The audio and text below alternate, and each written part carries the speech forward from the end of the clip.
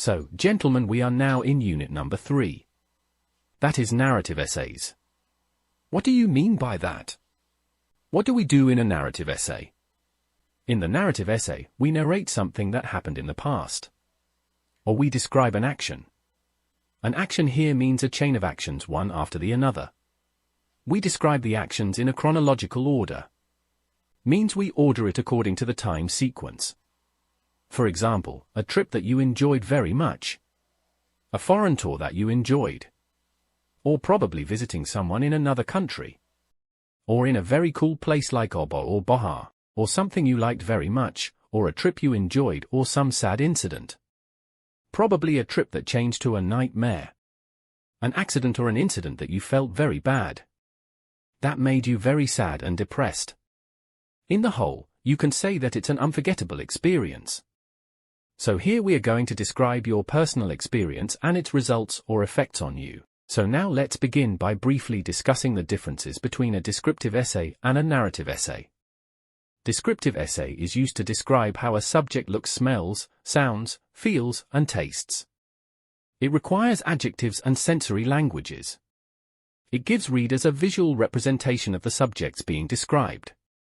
On the other hand, narratives are used to tell sequence of events or narrate stories.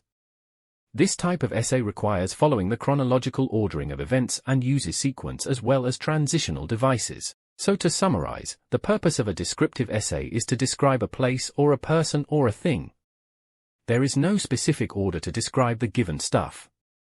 No literary elements are used here. Some common topics are my family, or pet, or my best food, or coffee shop, my favorite city, or village, or even a restaurant, and so on. The tense used here is mainly present tense, and other tenses are also used according to the time context.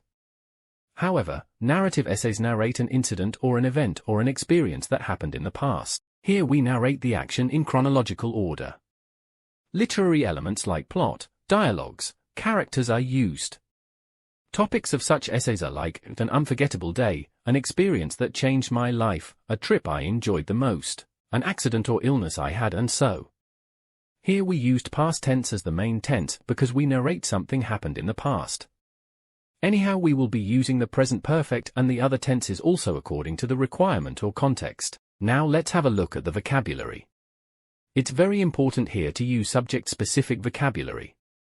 Use the nouns, verbs, adjectives, adverbs, similes, and specific technical language relevant to your field of study. This will help in making the essay precise and give accurate narration. Include meaningful adjectives and adverbs to add depth to the narration. Effective use of words will create a vivid and specific picture in the reader's mind to give them a better feel for the story. It's hoped that if the reader is fully immersed in what's happening, then they'll enjoy the text more. So now, let's look at the structure of the essay. As usual, we need to make the essay around 250 words. It means between 225 and 275. So let's make 4 paragraphs. Or you can even make it even 3, no issues. The advantage in making 2 body paragraphs is that you can use connectors. Like in paragraph number 1 you can start, to begin with, and paragraph number 2 describe the turning point. So now you can divide the story into 2 parts. I mean the first part of the story and the second part of the story. If it's a sad story, you can say the first part you enjoyed very much and the second part to start when something went wrong that made you sad. Put it that way. Or if you have an essay for the trip that you enjoyed very much, make the first half before lunch and the second after lunch. Divide it according to your convenience. And then the conclusion. Summarize the essay and say what are the lessons you learned, and close the essay with some advice or a recommendation. Have a look at this series of pictures. 2 friends go for a trip. They drive a long way and then they go for fishing. This is the first part. The second part is about their return trip. They got involved in an accident and then they were in hospital and finally they recovered. So put it in 2 different paragraphs. So the first paragraph narrates their enjoyment, like probably up to evening, and then the second paragraph narrates how things suddenly changed and they were in trouble. The same trip here, in the first part your friend and you enjoyed mountaineering and trekking. You enjoy very much, made a tent spending your time happily. After lunch, while you were exploring the mountains, you fell down and got some serious injury and you had to be taken to the hospital. So the first part will deal with the happy moments and the second part will give the turning point and then give the sad moments. Now let's analyze a sample essay. Look at the introduction. As usual, we will make 3 or 4 sentences in about 50 to 60 words. A hook, 1 or 2 background statements and a clear thesis statement.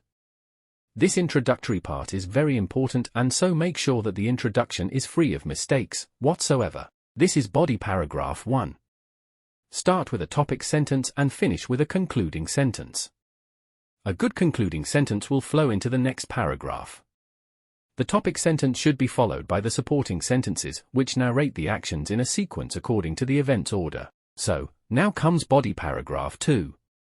As usual, start with a topic sentence and finish with a concluding sentence. This paragraph may show a turning point or the second part that takes the story to a climax which eventually brings the end. The topic sentence should be followed by the supporting sentences, which narrate the actions in a sequence according to the event's order. Finally, it's the concluding paragraph. The conclusion is a simple paragraph, but has a very important part in the structure and the organization of the essay. It usually comes with 3 or 4 sentences with around 40 to 50 words. The conclusion summarizes the essay, gives a sort of lesson learned or an experience gained, and finally ends with an opinion or a recommendation or so. Okay, gentlemen. That's all for today. Now it's your turn. Practice writing and get ready for your quizzes. All the best.